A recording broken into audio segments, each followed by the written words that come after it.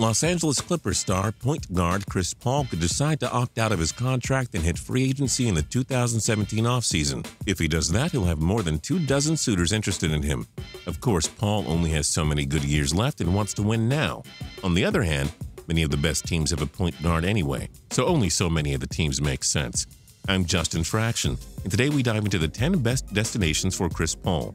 And we do hope you enjoy this video, and if you do, feel free to click subscribe down below for more cool videos every single day.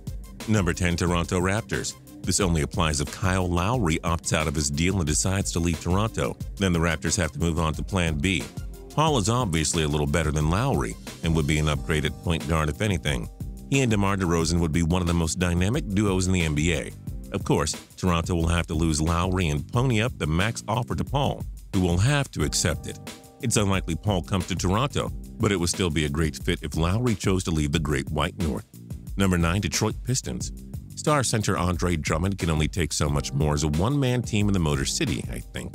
Reggie Jackson? No, not the baseball player, averaged 14.5 points per game. That's solid and all, but since when would adding Chris Paul be a problem? The Pistons haven't been able to draft very well for over a decade now. They haven't made a big move in ages. If there was a time to get creative, the time would be now. Drummond and Paul would be a tandem to watch. Number 8. Indiana Pacers. It's impressive what Paul George can do on his own in Indiana. The Pacers have to stop wasting the prime years of George's career. They need to find him another superstar that could take the Pacers to the top in the Eastern Conference. Now, Jeff Teague is no slouch after averaging 15.3 points per game for the Pacers in 2016-17, but having CP3 on the back end and Paul George up front would be an ultra tandem. The Pacers probably won't entice Paul to come over if they chase him, but again, the fit makes sense on paper. Number 7. Atlanta Hawks.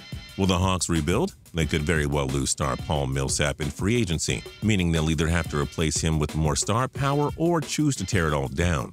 Thing is, Atlanta already has a serviceable point guard in Dennis Schroeder, who broke out in the 2016-17 season by averaging 17.9 points per game. But Atlanta has made so much noise in the East without getting to the NBA Finals. If there's a time to go for it, it's now. Trade Schroeder to get some more help up front and sign Paul to replace Schroeder. It's time for Atlanta to go all in.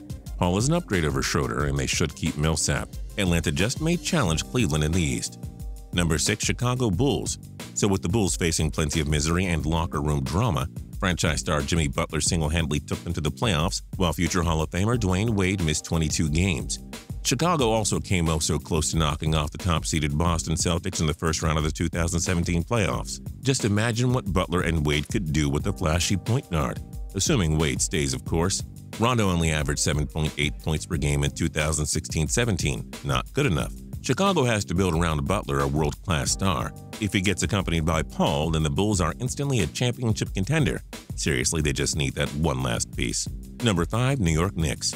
The Derrick Rose experiment didn't quite succeed the way the Knicks had hoped. Time to find another point guard to complement one of the league's greatest scorers in Carmelo Anthony. They have talent up front thanks to the emergence of Kristaps Porzingis in 2016-17. But the Knicks are only one piece away from realistically contending for the playoffs. Why not add Paul? He'd probably love the exposure of playing in America's most iconic city. New York would have no problem giving him the max deal. If Paul and Melo are on the same team, then that would be so cool. Number 4. San Antonio Spurs. With the exception of getting LaMarcus Aldridge, the Spurs tend to stay away from signing high-priced free agents. Now would be a good time to go for a big fish in Chris Paul. You see, Kawhi Leonard is going to be a top 10 player in the NBA for years to come. But point guard Tony Parker is in his mid-30s and isn't the superstar he once was. The Spurs should move him into a part-time role and find a new full-time point guard. Why not Paul? He and Leonard would instantly make the Spurs the team to beat in the NBA. Not the Warriors nor the Cavaliers. We don't think San Antonio would need to negotiate much with Paul. If they can make the money side of this deal work, then go for it. Number 3. Denver Nuggets. The Nuggets finished red hot in 2016-17, but fell just short of the playoffs. Danilo Gallinari is a great player to build around. He's emerging as one of the premier small forwards in the game, and Nikola Jokic rounds out the front court as one of the top power forwards. But the Nuggets don't have a reliable point guard to set up plays. Emmanuel Mudiay is solid but far from great. If Denver got Paul, that would instantly make them a force in the West. This team has been irrelevant for far too long, and they're one big piece away from contending again. A big three of Gallinari, Jokic, and Paul? Yes, please. Number 2. Los Angeles Clippers. Maybe Paul just wants to opt out of his deal and sign a max contract with the Clippers. Perhaps there's no intention of leaving. Should the Clippers manage to keep Blake Griffin and/or add another star to complement Paul, then it's easy to believe he may be more than content to remain with a team that's been his home for the last 6 years.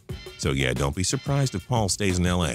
And number 1, New Orleans Pelicans. The power forward duo of Anthony Davis and DeMarcus Cousins wasn't enough to take the Pelicans to the playoffs in 2016-17, but a full season with these two should tell another story in 2017-18. As many of you remember, Paul spent his first 6 seasons with the New Orleans Hornets.